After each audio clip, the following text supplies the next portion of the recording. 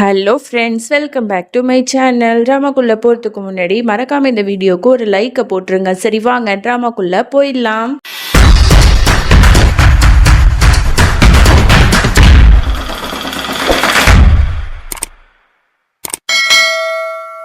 போன எபிசோட் லாஸ்ட்டில் இந்த மாதிரி ஆரம்பி பாத்ரூம் போகிறதுக்கு கதவை தட்டிகிட்டே இருப்பா. அங்கே தான் அவத்திகாவும் விஸ்வாசும் 2 பேரும் பேசிகிட்டு இருப்பாங்க. இந்த மாதிரி அவத்திகா சொல்லிட்டு இருக்கா, நீ என்ன பண்ணுவே ஏது பண்ணுவேன்னு எனக்கு தெரியாது, இப்பவே அவளை டிவோர்ஸ் பண்ணிட்டு என்னை கல்யாணம் பண்ணிக்கோ, இதெல்லாம் என்னால் பார்த்துட்டு இருக்க முடியாது, எனக்காக நீ ப்ரொப்போஸ் பண்ணணும்னு நினச்சிட்டு இவ்வளோ பிளான் போட்டேன். ஆனால் என்னன்னா அந்த ஆரம்பி இந்த இடத்துக்கு எப்படி வந்தானே தெரியல, ஏன் இடத்துல அவ இருக்கா, இதெல்லாம் என்னால் பார்த்துட்டு சும்மா இருக்க முடியாது, இப்போ என்னத்தான் நீ சொல்ல வர அப்படின்னு சொல்லிட்டு இவன் ரொம்ப கோவமாக கத்துறா. உடனே விஸ்வாஸ் அவனை சமாதானப்படுத்திட்டு இருக்கான். இந்த பாரு, எனக்கும் ஆரம்பி கூட வாழ்றதுல எந்த விதமான விருப்பமும் இல்லை, ஆனால் என்னோட பையன் இருக்கா விகான், அவனுக்காக தான் நான் யோசிக்கிறேன் அப்படின்னு சொல்லும் போது விகான் உனக்கும் எனக்கும் பிறந்த குழந்தை தான், அதை ஃபஸ்ட்டு நீ ஞாபகம் வச்சுக்க அப்படிங்கிற மாதிரி சொல்லிடுறா. என்னடா இது புது ட்விஸ்ட்டு அப்படிங்கிற மாதிரி தான் இருக்குது. இவ்வளோ நாளுமே ஆரம்பிக்கும் விஸ்வாஸுக்கும் பிறந்த குழந்தை தான் விகான்னு நினச்சிட்டு இருந்தோம்ல, இப்போ என்னென்னா அவத்திகாவுக்கும் விஸ்வாஸுக்கும் பிறந்த குழந்தைங்கிற மாதிரி இவன் சொல்லிட்டு இருக்கா. உடனே அவன் அதெல்லாம் சொல்கிறான், எனக்கு நல்லாவே தெரியும், அது நம்ம 2 பேரும் குழந்தை தான், ஆனால் இந்த ஊர் உலகத்தை பொறுத்த வரைக்கும் ஆரம்பிக்கும் எனக்கும் பிறந்த குழந்தை அப்படிங்கிற மாதிரி தான் எல்லாரும் நினச்சிட்டு இருக்காங்க. அதனால கொஞ்ச நாள் பொறுத்துக்க, அவனோட 3 கஸ்டடி என் கிட்ட வந்த உடனே அவளை நான் டிவோர்ஸ் பண்ணிடுவேன் அப்படின்னு எவ்வளோதோ புலம்புறான். ஆனால் அவள் கண்டுக்கவே மாட்டா. இங்க ஆரம்பி கதவை தட்டிட்டே இருக்கால. உடனே அவத்திகாக்கு பயங்கரமா கோவம் வருது. யார் இப்படி கத்திட்டு இருக்கிறது, ஃபர்ஸ்ட் இங்க இருந்து போறீங்களா, கொஞ்சம் கூட பிரைவசி இல்லாம மேனஸ் இல்லாம பண்ணிட்டு இருக்கீங்க அப்படிங்கிற மாதிரி இவ கத்துறா. விஸ்வாஸ் கொஞ்சம் அமைதியா இரு அப்படின்னு சொல்றான்.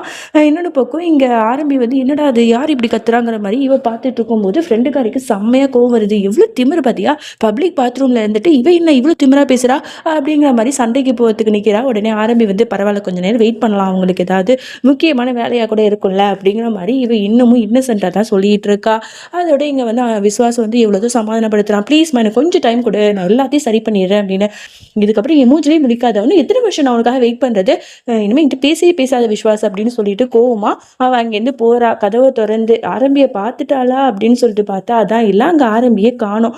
அதோட இவ கோவமா போனவொடனே விஸ்வாஸ் அவள் பின்னாடியே போயிட்டு அவளை தடுக்கிறதுக்கு போறான். அப்போ கரெக்டாக அந்த ஆரம்பியோட ஃப்ரெண்டுக்காரி விஸ்வாஸ் அப்படிங்கிற மாதிரி கூப்பிடுறா. உடனே இவன் பயந்துட்டு திரும்புறான்.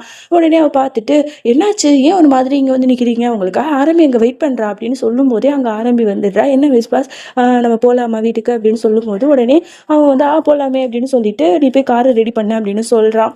அதுக்கப்புறம் இங்கே விஸ்வாஸ் என்ன பண்ணுறா, அவத்திகாவுக்கு ஒரு மெசேஜை போடுறான். ஐம் ரியலி சாரி அவத்திகா, நீ இல்லாமல் என்னால் இருக்கவே முடியாது, என்னை மன்னிச்சிரு, இந்த மாதிரி உன்னை ரொம்பவே நான் கஷ்டப்படுத்திட்டேன்ல, ஒரு பிரச்சனையும் இல்லை, இன்னைக்கு நைட்டு நான் உன் கூட தான் ஸ்டே பண்ண போகிறேன், அதனால நம்ம 2 பேரும் ஒரு ஹோட்டலில் மீட் பண்ணலாம் அப்படின்னு சொல்லிட்டு ஒரு மெசேஜை தட்டி விடுறான். அதுக்கப்புறம் பேக் பண்ணிட்டு இவனும் கிளம்புறான். எதுக்காப்புல அவத்திகாவும் காரில் அவனுக்காக வெயிட் பண்ணிட்டு இருக்கா. அங்கே ஏறலான்னு போனா இந்த சைடு பார்த்தா ஆரம்பி விஸ்வாஸ் அப்படிங்கிற மாதிரி கூப்பிடுறா. உடனே இவன் திரும்பி பார்க்குறான், என்னடா அது 2 பேரும் நிற்கிறாளுங்களே அப்படிங்கிற மாதிரி யாருக்கிட்ட போகிறதுங்கிற மாதிரி முழிச்சிட்டு இருக்கான். உடனே ஆரம்பி கார் ரெடியாக இருக்கு வாங்க போகலாம் அப்படிங்கிற மாதிரி கூப்பிடுறா. இங்கே ஒரு பக்கம் அவத்திகா கார் கதவெல்லாம் திறந்து வச்சுட்டு வாங்கங்கிற மாதிரி கண்ணால் ஜெயிக்க காட்டிட்டு இருக்கா. உடனே உனக்கு என்ன பண்ணுறதுன்னு தெரியல, அவத்திகா பக்கத்தில் போகலான்னு பார்க்குறான். உடனே விகான் அப்பா அப்படிங்கிற மாதிரி கத்துறான்.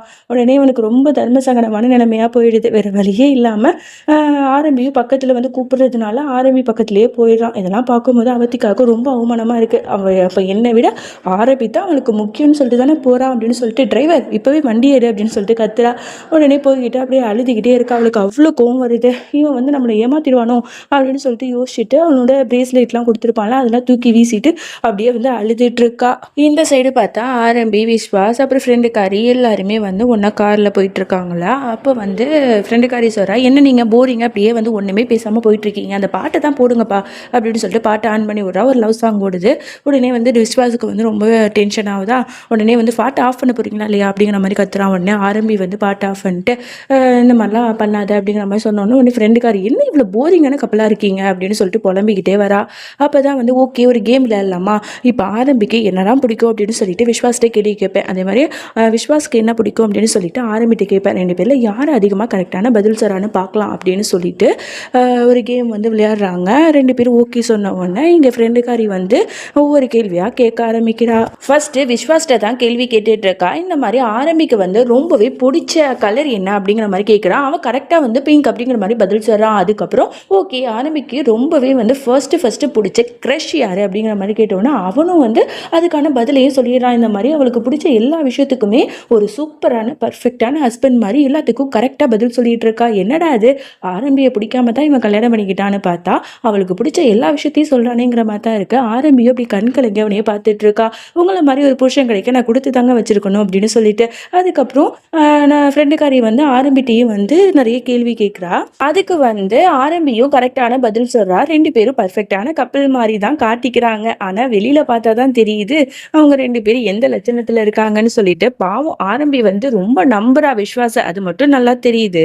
அதுக்கப்புறம் எல்லாரும் ஒன்னா சேர்ந்து வீட்டுக்கும் போயிடுறாங்க. அதோட அடுத்த நாள் ஆகுது. ஆரம்பி வந்து பரபரப்பா வந்து கிச்சன்ல எல்லா வேலையும் முடிச்சு வச்சுட்டு எல்லாருக்கும் என்னெல்லாம் பிடிக்குமோ பார்த்து பார்த்து சர்வ் பண்ணிட்டு இருக்கா.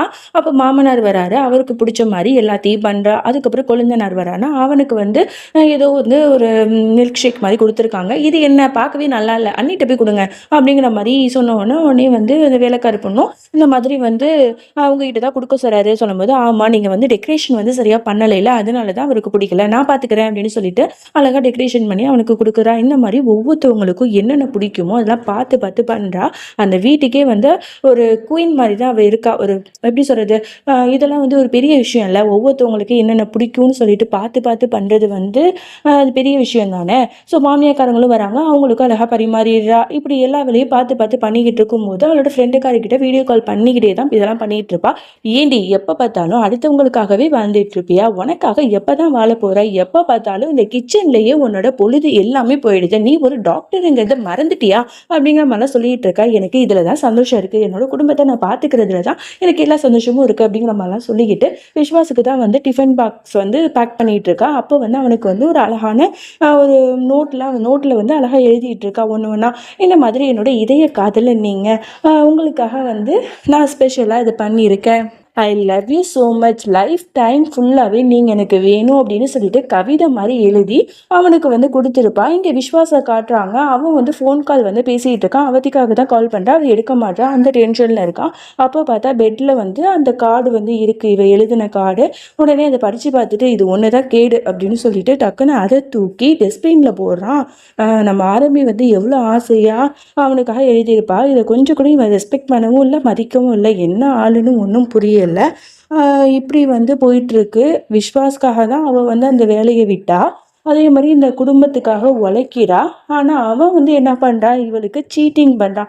இந்த உண்மை தெரிஞ்சதுக்கு அப்புறம் ஆரம்பி வந்து எப்படி வந்து ரியாக்ட் பண்ண போகிறா, எப்படி இதை ஃபேஸ் பண்ண போகிறா, என்ன முடிவெடுக்க போகிறாங்கிறதெல்லாம் பொறுத்து இருந்து தான் பார்க்கணும். இந்த ட்ராமா பிடிச்சவங்க ரெட் ஹார்ட்டை வந்து கீழே பறக்க விடுங்க, பார்க்கலாம் எவ்வளோ பேருக்கு பிடிச்சிருக்குன்னு சொல்லிட்டு. இந்த ட்ராமாவில் எந்த கேரக்டர் உங்களுக்கு ரொம்ப பிடிச்சிருக்கு, ஆரம்பியா, விஸ்வாசா இல்லை அவதிகாவா? மறக்காமல் கமெண்ட் பண்ணுங்கள். தேங்க்ஸ் ஃபார் வாட்சிங், பாய்.